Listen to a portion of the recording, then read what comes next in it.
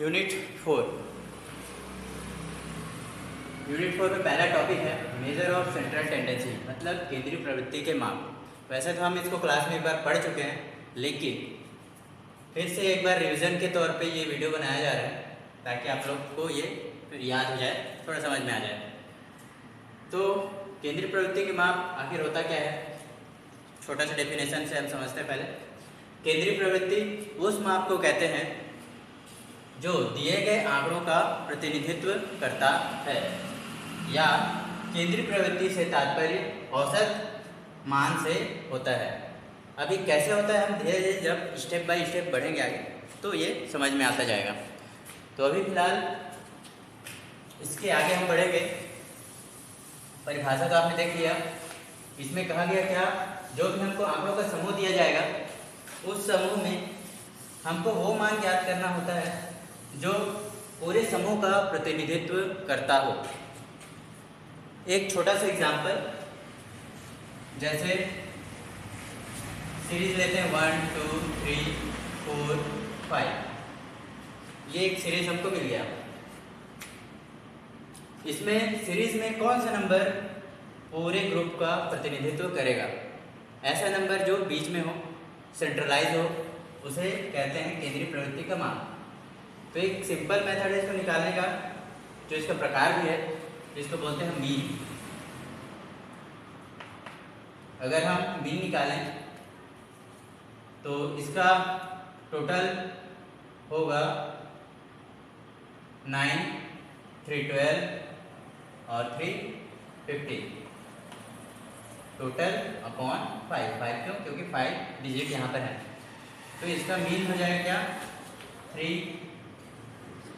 मतलब ये जो सेंटर का है, हम देख रहे हैं कि सेंटर वाला केंद्रीय प्रवृत्ति का माप हमको प्राप्त हुआ, जिसके दोनों ओर 2 डिजिट हैं और इसके दूसरी ओर भी 2 डिजिट हैं।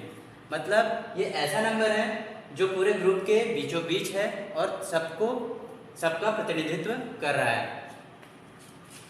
तो आगे बढ़ते हैं हम अच्छे केंद्रीय प्रवृत्ति के माप की ओर। आखिर अच्छा केंद्रीय प्रवृत्ति माप किसे कहेंगे? तो अच्छे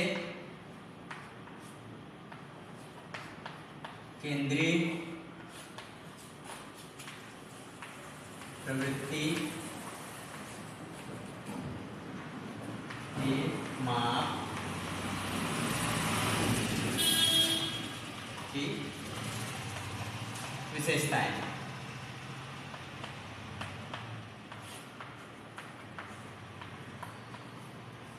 अच्छा केंद्रीय प्रवृत्ति हम किसे कहेंगे? उसकी निम्नलिखित विशेषताएं हैं, जिसमें सिर्फ 7 पॉइंट है। चाहो तो इसे ऐसे भी याद रख लो, शादी के 7 फेरे। जब तक शादी के 7 फेरे होंगे नहीं, तब तक हमारा जो मैरिड लाइफ है वो अच्छा नहीं होगा। वैसे ही केंद्रीय प्रवृत्ति के 7 मंत्र, जो 7 को याद रखना जरूरी है। इस मंत्र से हमारे बहुत सारे क्वेश्चन जो है सॉल्व हो जाएंगे।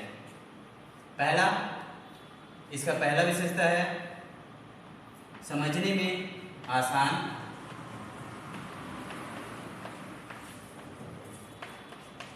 समझने में आसान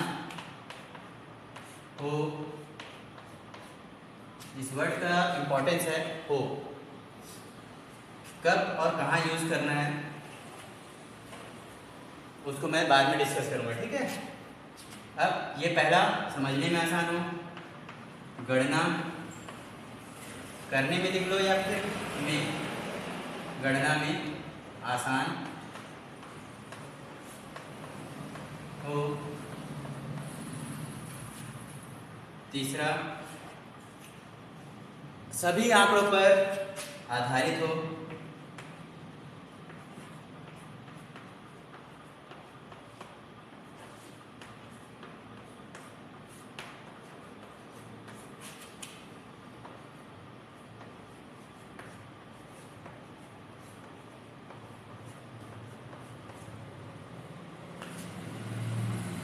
चौथा,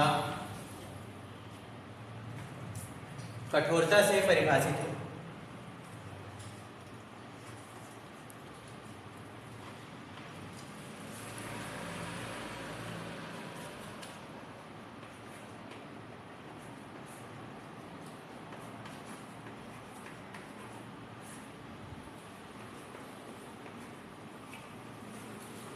अभी सिर्फ 4 में है, इसको थोड़ा समझ लेते हैं फिर आगे बढ़ेंगे। पहला जो सेंटेंस बोल रहा है समझने में आसान है, ठीक है, कि अच्छा जो केंद्रीय प्रवृत्ति का माप होता है वो हमारे समझ में भी आता है, हर किसी नॉर्मल व्यक्ति को आसानी से समझ में आ जाता है, ये समझने लायक होता है। इसका जो फॉर्मूला होता है इतना सिंपल होता है कि आसानी से समझ में आ जाता है। सेकेंड पॉइंट बोलता है कि गणना करने में आसान है, मतलब अगर फॉर्मूला हमारा आसान है तो उसको हम कैलकुलेट करने में भी हमें वो आसान होगा, इसलिए गणना करने में भी ये आसान होता है। लेकिन कौन सा? अच्छा केंद्रीय प्रवृत्ति, हर केंद्रीय प्रवृत्ति नहीं, अच्छा। थर्ड, सभी आंकड़ों पर आधारित हो। केंद्रीय प्रवृत्ति जो अच्छा होता है वो क्या होता है, हर आंकड़ों पर आधारित होता है, हर आंकड़े पे बेस्ड होता है, कोई भी आंकड़े को वो अलग से बाहर नहीं कर सकता। इसलिए कहा जाता है कि अच्छा केंद्रीय प्रवृत्ति का जो माप है वो सभी आंकड़ों पर आधारित होता है। चौथा है कठोरता से परिभाषित। यहाँ पर मैंने आपको लिखा होगा सटीकता से भी, कठोरता से इसलिए लिखा गया है क्योंकि इसकी जो परिभाषा होती है अच्छे केंद्रीय प्रवृत्ति का, जो भी परिभाषा अभी आएगा, जो हम प्रकार पढ़ेंगे वो कैसा होता है, एक पर्टिकुलर उसका डेफिनेशन होता है, उसी डेफिनेशन के बेस्ड पर हम उसको सॉल्व करते हैं, उसके अलावा उसमें कोई भी फेरबदल नहीं कर सकते, इसीलिए इसको कहा जाता है कठोरता से परिभाषित हो। इसके बाद हम नेक्स्ट पॉइंट करेंगे। नेक्स्ट पॉइंट है हमारा किनारों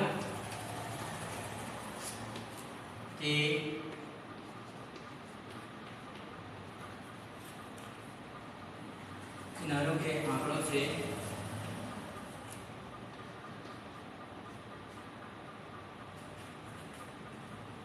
प्रभावित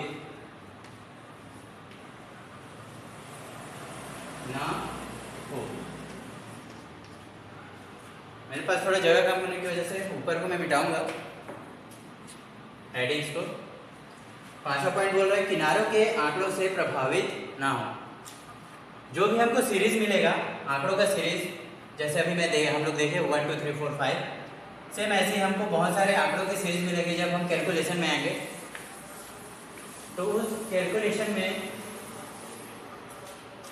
हम देखेंगे कि जो बीच का पद होता है, केंद्रीय प्रवृत्ति का माप, जो बीच का पद होता है वो क्या होता है कि किनारों के आंकड़ों को हम चाहे हटा दें या उसमें दोनों तरफ और जोड़ दें, तब भी केंद्रीय प्रवृत्ति का माप जो है वो समान आएगा, अगर सीरीज जो है एक सीक्वेंस में है तो।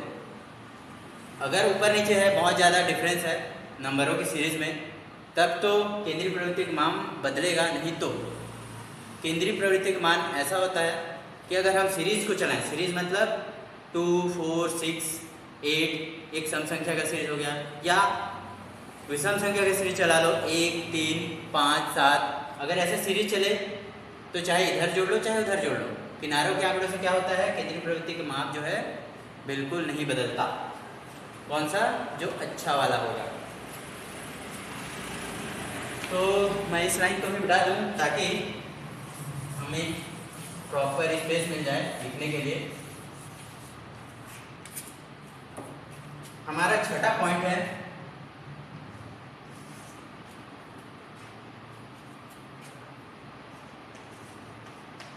न्यायदर्श में परिवर्तन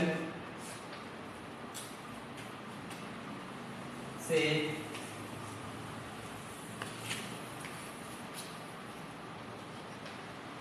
न्यूनतम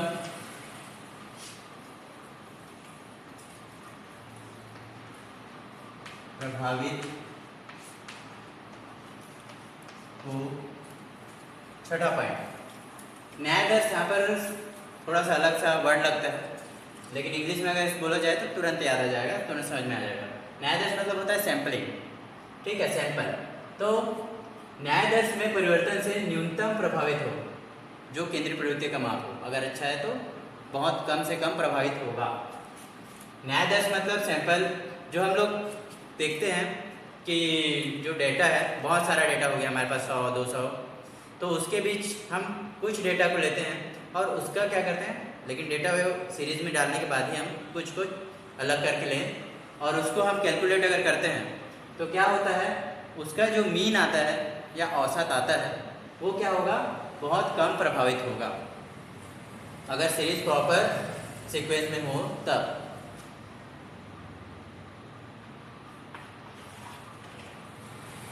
लास्ट पॉइंट है इसका सातवां मंत्र। सातवां मंत्र है उच्च सांख्यिकी में प्रयोग हो।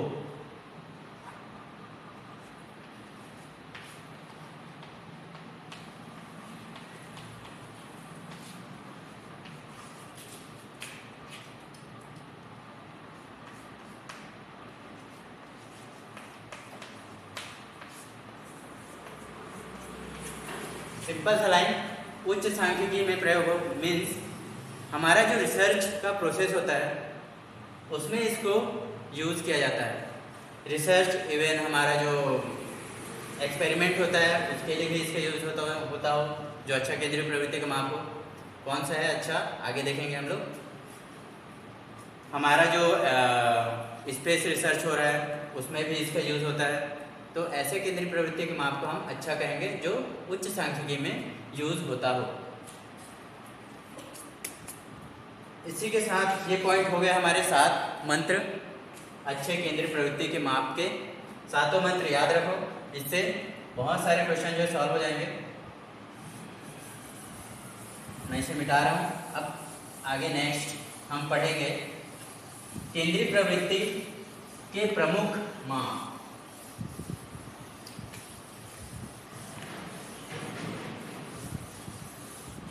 केंद्रीय प्रवृत्ति के प्रमुख माप, हेडिंग लिख देता हूँ शॉर्ट फॉर्म में, केंद्रीय प्रवृत्ति के प्रमुख माप, ताकि दिमाग में रहे। केंद्रीय प्रवृत्ति के प्रमुख माप ऑलमोस्ट सभी जानते हो, ये 3 प्रकार के होते हैं। पहला होता है हमारा मीन, जिसको हम बोलते हैं माध्य या मध्यमान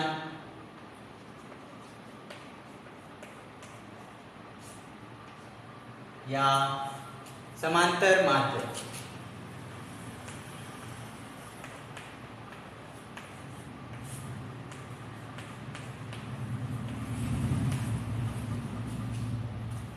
मीन को हम माध्य, मध्यमान और समांतर माध्य बोलते हैं। इन 3 नामों से और जाना जाता है। दूसरा मीडियन। मीडियन में इसको हम बोलते हैं मध्याह्न।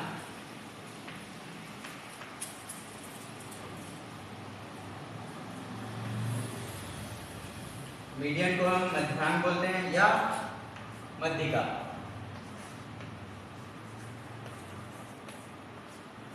अब इसमें कंफ्यूज नहीं होना, यहाँ पर है मध्यमान और यहाँ है मध्याह्न। वो मान है और ये अंक है। ब्रैकेट डाल देते हैं। थर्ड मोड, इसे बोलते हैं हिंदी में बहुलक या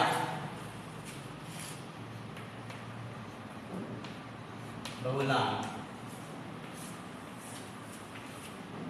सारे वर्ड इसलिए बता रहा हूँ क्योंकि कई बार हमको दूसरे वर्ड दे दिए जाते हैं और हम कंफ्यूज होते हैं कि है क्या चीज़। इसको तो समझ जाएंगे, बहुलक और बहुलांक दोनों पढ़ने में लगभग एक जैसा है, तो ज़्यादा डिफरेंस नहीं है। लेकिन यहाँ पर हम लोग थोड़ा कंफ्यूज होते हैं मीडियन और मीन में। मीडियन को माध्य, मध्यमान, समांतर माध्य, मीडियन को मध्याह्न, बस इन दोनों वर्ड में थोड़ा ध्यान देना। और मध्यिका मतलब बीच का, मध्य का, मध्य का, बीच का। ये हो गए 3 प्रकार। अब हम इसमें से एक एक प्रकार को डील करते जाएंगे, लेकिन उससे पहले, डील करने से पहले छोटे से टॉपिक पे और मैं जाना चाहूँगा पीछे, क्योंकि उसके बिना हम इसको डील नहीं कर पाएंगे। तो इसके लिए मैं इसे मिटा रहा हूँ। मीन को लिखा रहता है, लिखे रहने देते हैं, क्योंकि इसी को बाद में फिर कर लिखना पड़ेगा हमको सॉल्व करने के लिए। चलिए, तो हमको मीन को या मीडियन को, तीनों में से किसी को भी सॉल्व करना है तो 3 चीज़ों को जानना जरूरी है कि हमारे पास डेटा किस किस प्रकार से आएगा। तो उसके लिए सीरीज,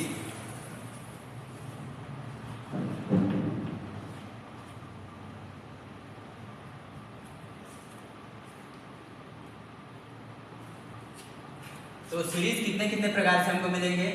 सीरीज मतलब डेटा के सीरीज, जो सीक्वेंस एक हम लोग देखें 1 2 3 4 5, वैसे ही सीरीज किस किस प्रकार से मिलेंगे। तो फर्स्ट टाइप है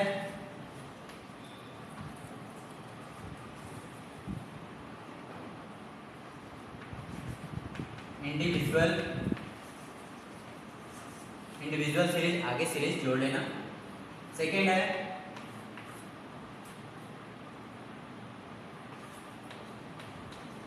discrete series. Third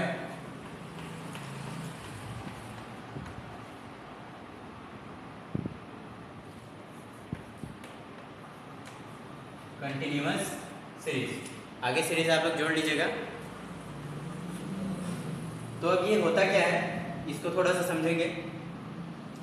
individual series, ये सीरीज कैसे होंगे, जो आंकड़े जो है अपने आप में स्वतंत्र होंगे, किसी दूसरे से रिलेट नहीं होंगे, वो होते हैं हमारे इंडिविजुअल सीरीज। ये हमको दिखने में ऐसे मिलेंगे जैसे हम लोग स्टार्टिंग में लिखे थे 1 2 8 7 0 एनीथिंग एल्स। ऐसे जो सीरीज हमको दिए जाएंगे वो हमारे क्या किस में आएंगे, इंडिविजुअल सीरीज। इसको हम बोलते हैं अनग्रुप डेटा भी। आपके सिलेबस में होगा ग्रुप डेटा, अनग्रुप डेटा, तो ये भी उसी का पार्ट है। इंडिविजुअल सीरीज को हम बोलते हैं अनग्रुप डेटा। ब्रैकेट में उसमें लिखना चाहो तो लिख सकते हो। ये हो गया इंडिविजुअल सीरीज का। इसके बाद है हमारा डिस्क्रीट सीरीज। डिस्क्रीट सीरीज, इसमें हमको 2 चीज देखने को मिलेगा। पहला x, ये टेबल के रूप में ही हमको ज़्यादातर मिलेगा। हो सकता है कि हॉरिजॉन्टल टेबल हो या फिर वर्टिकल टेबल। मैं वर्टिकल टेबल बना रहा हूँ। x और दूसरा f। यहाँ पर x क्या है, ये दिए गए आंकड़े होंगे, और f होगा उसकी आवृत्ति, मतलब वो आंकड़ा कितने बार दोहराया गया है। मान लो हमारे पास x, ये x कुछ भी हो सकता है, रन, अंक, मार्क्स या स्कोर, इस टाइप से कुछ भी हो सकता है x। जैसे मान लो रन की बात करते हैं हम लोग। रन में 10 रन, 15, 20, 30, जरूरी नहीं है कि एक सीक्वेंस में है, हो सकता है ये मैं अभी एक राउंड फिगर यहाँ पर ले रहा हूँ नंबर, सिर्फ समझाने के लिए। यहाँ पर कुछ भी हो सकता है, 31 भी हो सकता है, 32 हो सकता है, 16 हो सकता है, तो राउंड फिगर में मैं ले रहा हूँ। यहाँ पर f आवृत्ति हम क्या लिए, रन। रन का जो है दिया गया यहाँ पर 10 रन, 15 रन, 20 रन, 30 रन। इसमें फ्रीक्वेंसी 10 रन बनाने वाला प्लेयर या बनाने वाले प्लेयर कितने हैं। मान लो ये 3 प्लेयर है जो 10 रन बनाए और आउट हुए किसी मैच में। 15 रन बनाने वाले प्लेयर ये 5 प्लेयर हो गए। 20 रन बनाने वाले प्लेयर 2 हैं। 30 रन बनाने वाला सिर्फ 1 है। इस टाइप से हमको डेटा मिलेंगे इसके डिस्क्रीट सीरीज के। डिस्क्रीट सीरीज में हमने देखा कि x और एक f क्या है, आवृत्ति, या बोल सकते हैं इसको बारंबारता, कि कोई चीज कितनी बार दोहराया जा रहा है। या कोई नंबर कितनी बार दोहराया गया है। तो 10 रन बनाने वाले कितने में हैं? 3, मतलब 3 बार 10 को दोहराया गया है। 15 रन को 5 बार दोहराया गया, मतलब 5 प्लेयरों ने 15 रन बनाया। तो ये है बारंबारता। इस तरीके से आपको मिलेगा क्या? Discrete series.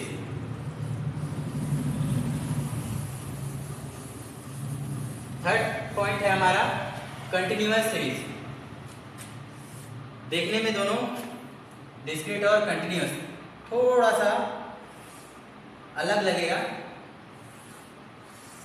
जैसे मैंने लिया यहाँ पर 2 कॉलम में फिर से मैंने क्या किया, यहाँ चाहो तो x लिख लो, चाहे तो CI क्लास इंटरवल x लिखोगे तो भी चलेगा, नो प्रॉब्लम। F आवृत्ति। बस डिस्क्रीट में क्या था, हमारा एक इंडिविजुअल अलग अलग डिजिट था, नंबर था। वो नंबर क्या हो रहा था, उसकी फ्रीक्वेंसी हमको दी गई थी। लेकिन कंटिन्यूअस में थोड़ा चेंजेस आ जाता है।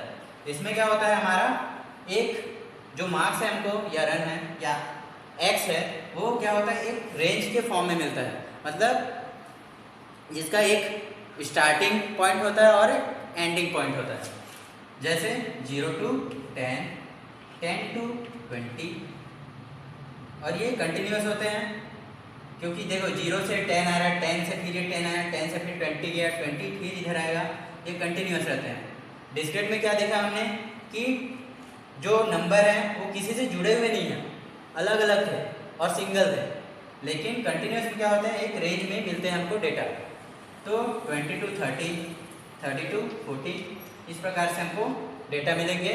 और इनमें फ्रीक्वेंसी दिया रहेगा कि 0 से 10 के बीच कितनी बार रिपीट हुआ है कोई नंबर। जैसे मान लो यहाँ पर ये 0 से 10 के बीच जो भी नंबर रहा होगा, कुछ भी 6, 7 भी हो सकता है, 10 भी हो सकता है, 10 नहीं हो सकता, 10 क्योंकि नीचे है। 6, 7, 5 या 1 कोई भी 2 बार कोई नंबर जो है रिपीट हुआ, मतलब आवृत्ति हुआ, बार बार आया। फिर 10 से 20 3 बार हुआ, ये 1 बार हुआ, ये 5 बार हुआ, इस टाइप से ये सेट। 30 से 40 के बीच कोई नंबर रहा होगा जो 5 बार आया, जरूरी नहीं कि एक ही नंबर हो सकता है कि 31 हो, 32 हो, 33 हो या 33 2 बार आया हो। तो ऐसे ये फ्रीक्वेंसी में हमको दिया होगा। कौन सा सीरीज? Continuous series. और ये कंटिन्यूअस सीरीज हमारा ये दोनों डिस्क्रीट और कंटिन्यूअस दोनों ही ग्रुप डेटा कहलाते हैं। पहला वाला क्या था? Ungroup data individual series. दूसरा वाला और तीसरा ये दोनों ग्रुप डेटा है, क्योंकि इसमें किसी नंबर का ग्रुप बनाया जाता है डिस्क्रीट में भी, और यहाँ पर नंबरों का रेंज होता है, तो रेंज में ग्रुप बना होता है, इसलिए दोनों ग्रुप डेटा कहलाते हैं। तो अब हमने समझ लिया यहाँ पर हमको किस प्रकार के डेटा मिलेंगे। कंटिन्यूअस भी 2 प्रकार के होते हैं, एक्सट्रेनियस और दूसरा इंक्लूसिव। एक्सक्लूसिव और इंक्लूसिव, सॉरी, पहला है इसमें इंक्लूसिव और दूसरा है एक्सक्लूसिव। चलो इसको भी देख लेते हैं, आखिर इसके part.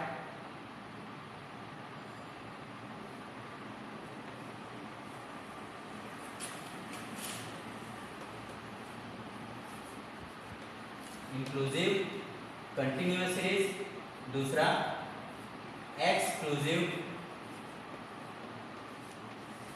Continuous series. Inclusive continuous series, exclusive continuous series. पहले वाले को हम देखते हैं। इंक्लूसिव पूरा नहीं लिख रहा हूँ, इंक्लूसिव कंटिन्यूअस सीरीज। इसमें क्या होता है, हमारा जो रेंज होता है, मतलब CI या X बोल सकते हो, ये कुछ इस प्रकार से होगा। इसमें क्या होता है 0 to 9, जो हमारा एंड पॉइंट होता है, स्टार्टिंग पॉइंट 0, एंड पॉइंट क्या है 9। तो ये 9 क्या होता है, इंक्लूसिव होता है किसमें, इस ग्रुप में, क्लास इंटरवल या फिर वर्ग अंतराल। इस वर्ग में 9 क्या होता है, इसी ग्रुप में इंक्लूड रहता है। ठीक है, अब 9 इस वाले ग्रुप में नहीं आएगा, तो यहाँ पर 90, 20 to 29, मतलब हम देख रहे हैं यहाँ पर जो 9 है वो यहाँ पर नहीं आ सकता। अगर 9 कोई आंकड़ा हमारे सीरीज में है, हमारे डेटा में है, तो क्या होगा, उसका रिपीटेशन सिर्फ यहीं पर हो सकता है, पहले वाले ग्रुप में, सेकंड वाले में नहीं।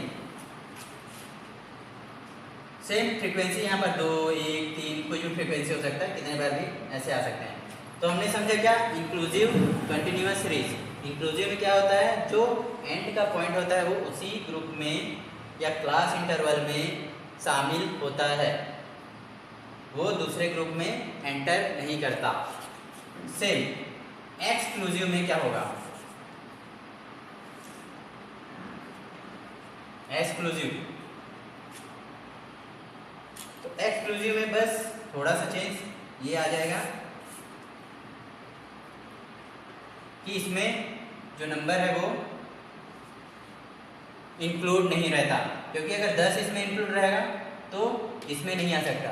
जबकि हम कह रहे हैं कि जो स्मॉलेस्ट वैल्यू है वो इस ग्रुप में शामिल है, तो स्मॉलेस्ट इसमें शामिल है, मतलब ये हायर है और इधर के लिए स्मॉलेस्ट है, तो स्मॉलेस्ट इसमें शामिल होगा, क्योंकि 10 यहाँ हायर है तो ये यहाँ पर शामिल नहीं होगा। तो ये है एक्सक्लूसिव, जो एक्स्ट्रा होता है, शामिल नहीं होता उस ग्रुप में, तो उसको बोलते हैं एक्सक्लूसिव। इस प्रकार से हमको डेटा मिलेंगे। अब आगे चलते हैं, हम इसको सॉल्व कैसे करते जाएंगे, मीन, मीडियन, मोड, व्हाटएवर।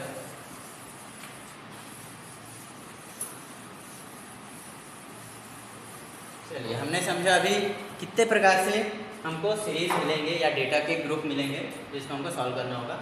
अब हम देखते हैं मीन, माध्य, मध्यमान, समांतर माध्य। आज का ये लास्ट टॉपिक है, कल हम मीडियन और मोड दोनों को देखेंगे। Last topic mean.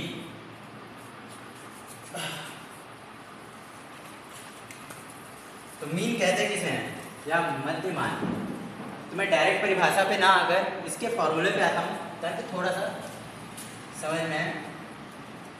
मीन को हम किससे डिनोट करते हैं, एक्स बार, ऊपर बार है, एक्स है, एक्स बार। इसमें होता है summation x upon n, capital n भी ले सकते हो, नो प्रॉब्लम, स्मॉल एन लेना चाहो तो स्मॉल ले, ठीक है। यहाँ पर होता है क्या, एक्स आंकड़े होते हैं, ये इसका समेशन बोलते हैं इसे। इसका मतलब होता है योगफल, मतलब एक्स जितने भी है उसका योग, और एन जो है आंकड़ों की संख्या। तो इस जो फॉर्मूले से ही हमारा क्या बनता है, इसका डेफिनेशन। इसका डेफिनेशन क्या होगा, अब थोड़ा सा इसको वर्ड में लिख दूं तो ज़्यादा समझ में आएगा। माध्य, इसकी जगह पे आप मीन लिख लो, मध्यमान लिख लो या समांतर माध्य लिख लो, सब बराबर, क्योंकि यहाँ मैंने बता दिया इसको किस किस नामों से जाना जाता है। समेशन एक्स, इसका मतलब होता है कुल आंकड़ों का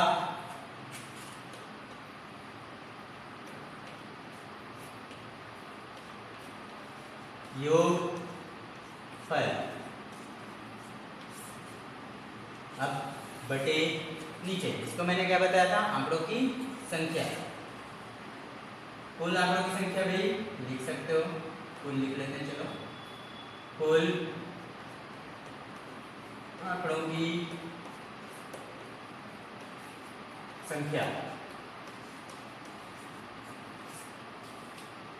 तो यहां से हमारा परिभाषा बनता है कैसे, मीन का कुल आंकड़ों का योगफल तथा कुल आंकड़ों की संख्या के अनुपात को माध्य कहते हैं। एक बार फिर से दोहराता हूं, कुल आंकड़ों का योगफल तथा कुल आंकड़ों की संख्या का अनुपात माध्य या मध्यमान कहलाता है। तो इसको वर्ड में आप लोग हो सके लिख लेंगे, ज़्यादा कठिन नहीं है। मैं इसको मिटा रहा हूँ।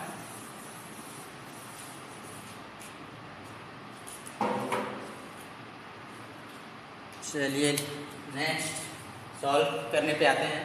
परिभाषा तो हो गया, फॉर्मूला भी याद हो ही गया है, इसको भी मिटा ही दूँ। नेक्स्ट देखते हैं। अब हमने जो पढ़ा था सीरीज, 3 प्रकार की सीरीज हमको मिलेंगे।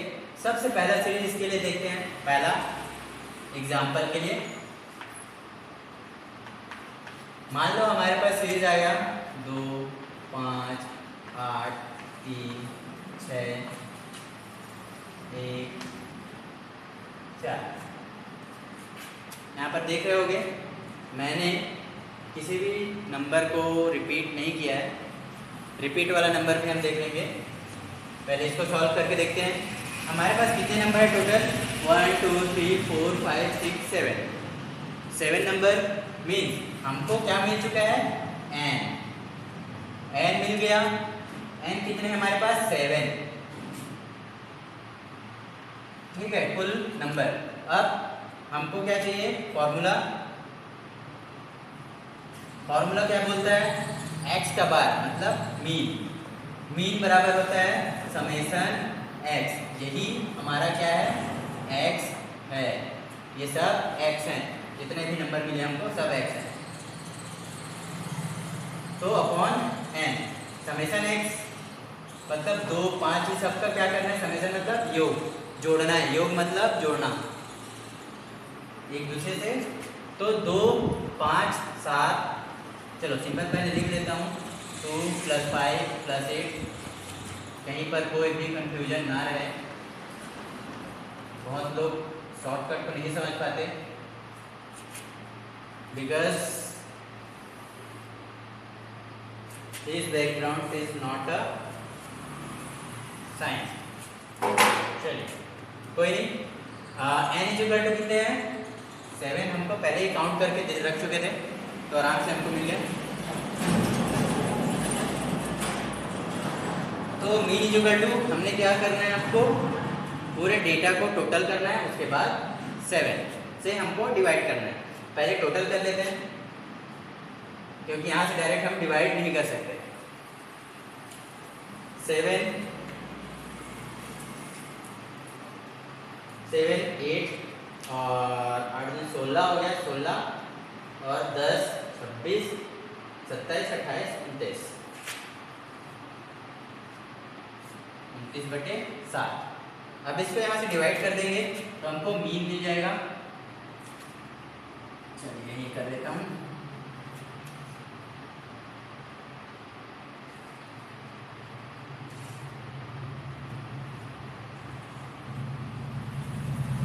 तो ये हमारा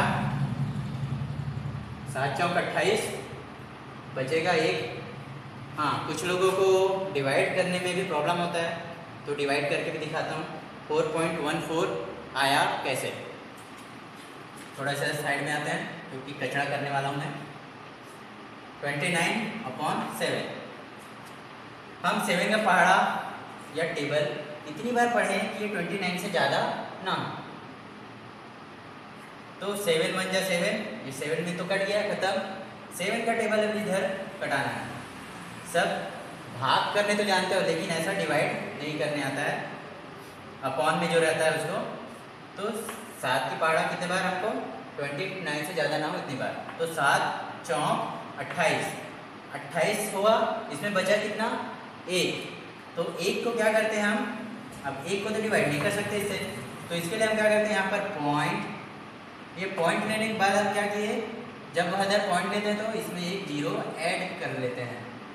पॉइंट इसीलिए लिया जाता है ताकि हम 0 ऐड कर सकें। तो 7 का इसको डिवाइड करेंगे अब, क्योंकि अब बड़ा हो गया तो कर सकते हैं। 7 × 1 = 7, बचा कितना? 3।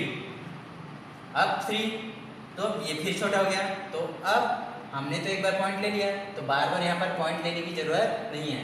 अब हम डायरेक्टली क्या करते हैं? इसमें 0 ऐड करते जाते हैं। हम सिर्फ एक बार पॉइंट ले सकते हैं, फिर दूसरे अगर पॉइंट लगा हुआ है तो पॉइंट नहीं लेंगे, हम डायरेक्ट 0 ऐड करते जाएंगे और डिवाइड करते जाएंगे।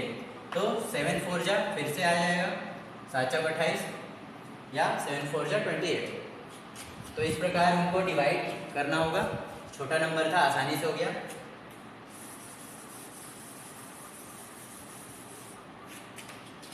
अब चूँकि आप लोग कॉलेज में हैं, ग्रेजुएशन करके आ चुके हैं, तो इस छोटा सा काम है, ये तो करना आना चाहिए आप लोगों को।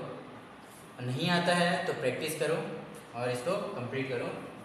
ये हो गया हमारा इंडिविजुअल सीरीज या अनग्रुप डेटा को कैसे सॉल्व करेंगे। सेकेंड हमने पढ़ा था क्या, डिस्क्रीट सीरीज।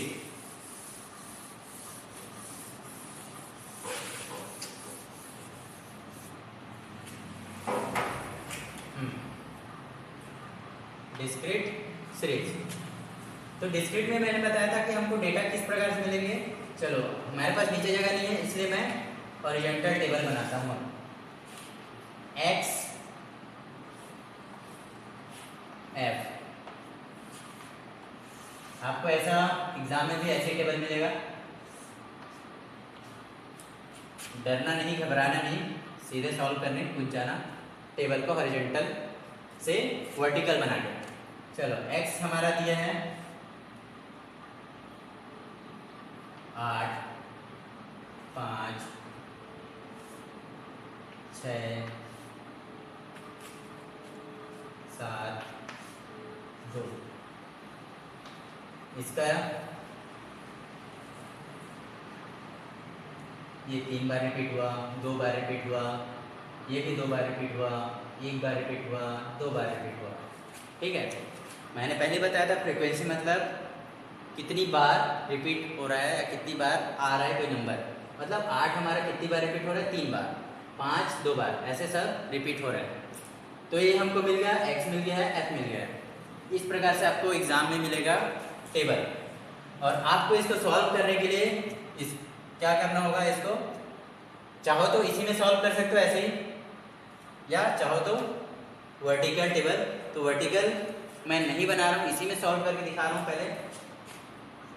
तो इसको हम आगे बढ़ा देंगे तो हमको टोटल नंबर ऑफ डेटा चाहिए, क्योंकि हम क्या, हमारा माध्य क्या कहता है कि हमको किससे डिवाइड करना है, टोटल नंबर ऑफ डेटा। तो हमारे पास ये डेटा है 8 है, 5 है, ये सब डेटा है। तो ये टोटल नहीं है, ये कितनी बार है वो टोटल। ठीक है, इसको टोटल हम बाद में करेंगे। तो ये कितनी बार आ रहा है, तो समेशन एफ, इसको हम चाहें तो एन भी लिख सकते हैं, जो वहाँ लिखते थे स्मॉल एन। ठीक है, हम यहाँ पर कैपिटल एन लिख रहे हैं। तो ये टोटल कितने होते हैं, 5 और 5 10। Summation f is equal to 10 या एन इज इक्वल टू 10, दोनों ही लिख सकते हैं, दोनों में कोई प्रॉब्लम नहीं है। ठीक है, अब फॉर्मूला देखते हैं हम, जो कि हमको हॉरिजॉन्टल टेबल बनाए हुए हैं, इसलिए हॉरिजॉन्टल में ही पढ़ना पड़ेगा। ऊपर है एफ एक्स, थोड़ा सा फॉर्मूला में चेंज आता है इसमें, और देखा जाए तो कोई चेंज नहीं है, क्योंकि आप मैथ्स वाले नहीं हैं, इस कारण से लगता है कि चेंज हो गया है, लेकिन चेंज नहीं है। चलो एफ एक्स मतलब इन दोनों का मल्टीप्लाई, ये एफ है और ये एक्स है, दोनों के बीच मल्टीप्लाई होना है। तो 8 या 24, 5 दूनी 10, 6 दूनी 12, 7 एकम 7, 2 दूनी 4। ठीक है, ये हो गया हमारा मल्टीप्लिकेशन। अब हमको निकालने का समेशन एफ एक्स। ठीक है, तो समेशन एफ एक्स मतलब एफ एक्स का योगफल, कितने एफ एक्स है हमारे पास, 1 2 3 4 5, पांचों का टोटल। सेम जो इंडिविजुअल में हमने किया था वैसे ही टोटल इसमें भी कर रहे हैं। तो टोटल करेंगे तो कितना हो जाएगा, ये जोड़ते हैं, 24 और 4 28, 28 और ये 30 और 40 50 और ये 7 57। हमारे को मिल गया, हमको एफ एक्स समेशन कितना है 57। अब आ जाते हैं फॉर्मूला में, simple, mean is equal to, proof data के लिए फॉर्मूला ये होता है समेशन एफ एक्स। ठीक है, summation f x upon n. वहाँ पर स्मॉल एन ले रहे थे, मैं पहले ही बताया हूँ, स्मॉल ये हो या फिर कैपिटल हो, दोनों का मतलब एक ही है। यहाँ पर समेशन एफ एक्स, तो समेशन हमने निकाला। ग्रुप डेटा के लिए हमको एफ एक्स निकालना होता है, अनग्रुप के लिए नॉर्मल एक्स, क्योंकि उसमें एफ दिया ही नहीं रहता, इसमें एफ दिया है, इस कारण से एफ एक्स निकालना है। अब एफ एक्स क्यों निकालें, क्योंकि 8 जो है 3 बार है। ठीक है, अब टोटल कैसे हो रहा है ये थोड़ा सा समझाऊंगा, पहले इसको सॉल्व करते हैं कि दोनों फॉर्मूला सेम कैसे है। पहले इसको सॉल्व करते हैं। 57 आया था इसका आंसर समेशन एफ एक्स का, और इसका है एन का 10, तो इसका आंसर हो जाएगा हमारा 5.7। अब चूंकि मैंने यहाँ पर डिवाइड करना सिखाया था तो ये डिवाइड कर लेना, तो ये है हमारा मीन। 10 से डिवाइड करोगे तो इतना आएगा। चलिए अब देखते हैं कि दोनों फॉर्मूला सेम कैसे है। एक तो था हमारा इंडिविजुअल के लिए एक्स मीन बराबर summation x upon small n लिख दिए थे, उसमें कोई उसमें बड़ा प्रॉब्लम नहीं है। ठीक है, यहाँ पर एफ दिख रहा है, वहाँ पर एफ नहीं दिख रहा है। दोनों फॉर्मूला सेम है। कैसे? मान लो ये ना दिया होता तो क्या होता, सिर्फ एक्स है हमारे पास। ठीक है, तो इस एक्स को हम जोड़ते, एक 8 है, एक 5 है और एक 6 है। ठीक है, ऐसे जोड़ते। लेकिन यहाँ पर हमको फ्रीक्वेंसी दे दिया है, तो अब इसको कैसे जोड़ेंगे, मतलब यहाँ पर हमारा थोड़ा सा इसमें मैं मिटा के इसको सरल कर देता हूँ ताकि ये अच्छे से समझ में आ जाए कि दोनों फॉर्मूला सेम कैसे है। मान लो 8 कितने बार बोला है, 3 बार, तो 3 बार 8 लिख लो। ठीक है, 5 कितने बार बोला है, 2 बार बोला है, 2 बार लिख लिए। 6 2 बार बोला है, 7 एक बार है, ये 2 बार। हो गया, फ्रीक्वेंसी को हटा देते हैं। ठीक है, तो इसमें देखो क्या हो रहा है, फ्रीक्वेंसी हमको नहीं देखना है, सिर्फ एक्स को। 3 बार बोला था, 3 बार, तो 8 8 8, तीनों 8 को जोड़ोगे तो कितना आएगा, 24। 5 और 5, दोनों 5 को जोड़ोगे तो कितना आएगा, 10। अलग अलग जोड़ दिए बस, और कुछ नहीं। 6 6 12, 7 का 7, वहाँ 2 2 4, पूरा टोटल हो गया एक एक करके इंडिविजुअली। फिर उसके बाद क्या किया हमने, इन सब का एक टोटल लिया, क्योंकि उसमें भी हम क्या करते थे, समेशन एक्स लेते थे, सबको जोड़ते थे। जब इसको भी जोड़ोगे तो कितना आएगा, समेशन एक्स 57 आएगा। जोड़कर देख लेना। इस कारण से दोनों फॉर्मूला सेम हैं, कोई डिफरेंस नहीं है, बस फ्रीक्वेंसी एफ जो है अलग सा दिखता है और कुछ नहीं। तो ये हो गया हमारा डिस्क्रीट सीरीज का कैलकुलेशन। याद रखना, मैथ्स ऐसा चीज़ है कि प्रैक्टिस करोगे तो बेस्ट हो जाओगे, नहीं करोगे तो जीरो हो जाओगे। इसलिए जो बोला हूं उसको करके देखना, नहीं तो फंस जाओगे।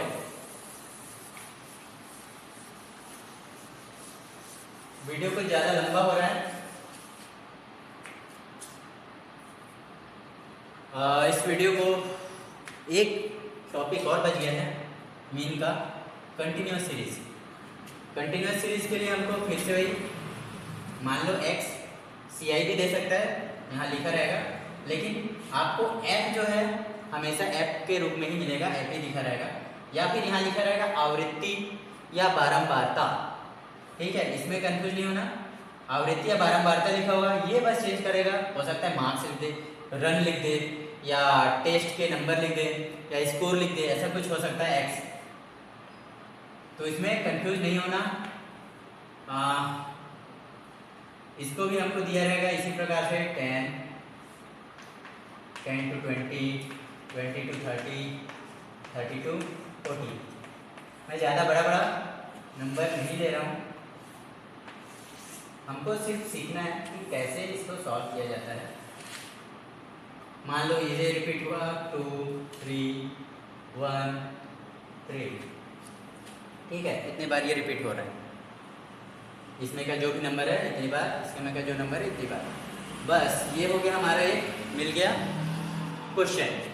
क्योंकि इस क्वेश्चन को सॉल्व करने के लिए हमको थोड़ा सा कैलकुलेशन में जाना होता है। अब उसके लिए मैं वर्टिकल टेबल यूज करूँगा, x f 0 to 10 और 10 to 20, 20 to 30, 30 to 40। ये दिया है हमें 2 3 1 और 3। ठीक, करेक्ट। ये हो गया हमारा सॉल्व करने वाला टेबल, वो तो क्वेश्चन का टेबल था। अब हम लोग जानते हैं कि फॉर्मूला क्या होता है हमारा, समेशन ग्रुप डेटा के लिए फॉर्मूला बताया था पिछले अभी एग्जांपल में, summation f x upon n ये होता है। अब देखो यहाँ पर कंफ्यूज नहीं होना, x किस रेंज कैसा दिया है हमको, रेंज के रूप में दिया हुआ है, ठीक है। तो इस रेंज को हम लोग डायरेक्ट वहाँ पर तो डाल नहीं सकते, 0 से 10 या 10 से 20 करके लिख के गुणा करके वो किए तो ये प्रॉब्लम आ जाएगा। तो इस प्रॉब्लम को दूर करने के लिए क्या करते हैं हम, इसका मिड पॉइंट निकालते हैं। फॉर्मूला को हमको थोड़ा चेंज करना पड़ेगा क्योंकि x यहाँ पर दे दिया डायरेक्ट, वहाँ पर हम फॉर्मूला में x नहीं ले सकते अभी, ठीक है, क्योंकि ये डिस्क्रीट सीरीज नहीं है। तो मिड पॉइंट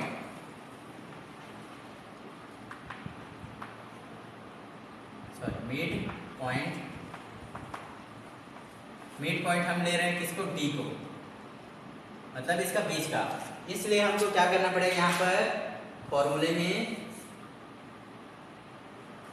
काम वही है, बस यहाँ पर डिनोट करने के लिए जो हम सिंबल जो है अलग ले लिए, x की जगह d ले लिए, a b c d कुछ भी ले सकते हैं, इसलिए ले रहे हैं क्योंकि हमको अभी मिड पॉइंट इसका नहीं पता है।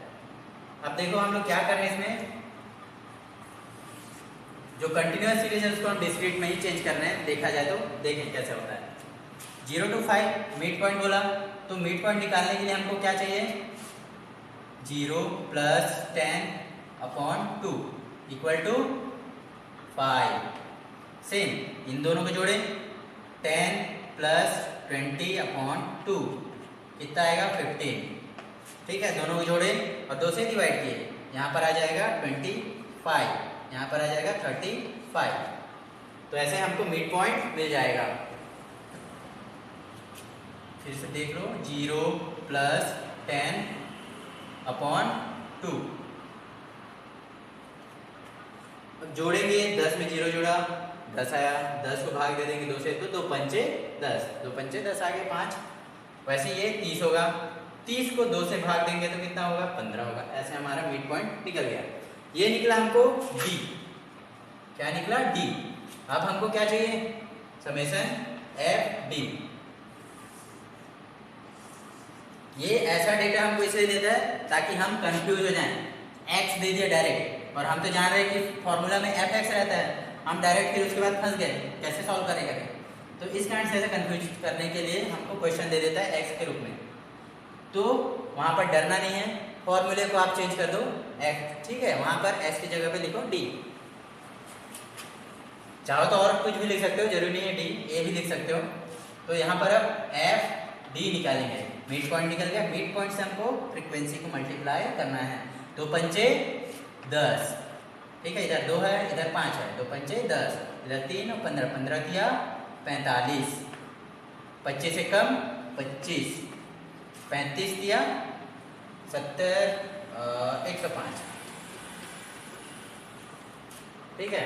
ये हो गया हमारे कैलकुलेशन। अब इसमें हमको क्या क्या चाहिए, n, जिसको हम क्या जानते हैं, fx भी बोलते हैं इसको, क्या, समेशन, सॉरी n को क्या बोलते हैं, समेशन f। तो समेशन f कहाँ से मिलेगा हमको, f का योगफल, जब f वाले लाइन को हम टोटल करेंगे। तो यहाँ पर n = मिलेंगे कितने, 5 और 4 9, n हमारा 9 है। और दूसरा हमको क्या चाहिए, समेशन FD। तो FD ये रहा, इसको अब कुछ नहीं करना है हमको, FD में आ जाएंगे। तो FD वाले कॉलम को हम टोटल कर लेंगे, समेशन FD = तो टोटल करते हैं 5, 1 3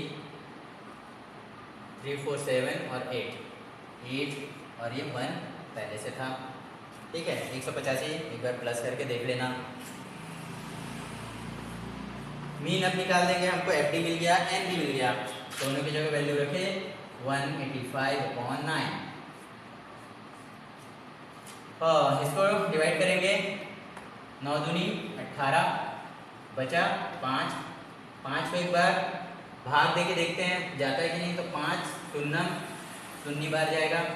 उसके बाद अब नहीं जा सकता, जब 5 बची है तो दशमलव लगाएंगे, अब उसके बाद हम करते हैं क्या, दशमलव लगाया तो ये 5 क्या बना, 50 हो गया। तो 9 पंचे 45। बस आगे सॉल्व करने की ज़रूरत नहीं है, करना चाहो तो कर सकते हो। फिर आएगा 9 पंचे 5 5 ही आते रहेगा बार बार, क्योंकि इसमें से फिर 5 बचेगा। तो 9 पंचे करते बारम्बार होते रहेगा। ये हो गया हमारा मीन। तो इस प्रकार से हम समझ चुके हैं मीन को, और मीन का कॉन्सेप्ट में भी क्लियर हो गया हो। कॉलम को थोड़ा सा ऐसा बड़ा कर लेना, चौड़ा कर लेना, फिर सेट कर लेना। ठीक है, ये इस प्रकार हमने आज मीन को ख़त्म किया है। कल देखेंगे हम लोग मीडियन और मोड, तीनों सीरीज में। चलिए।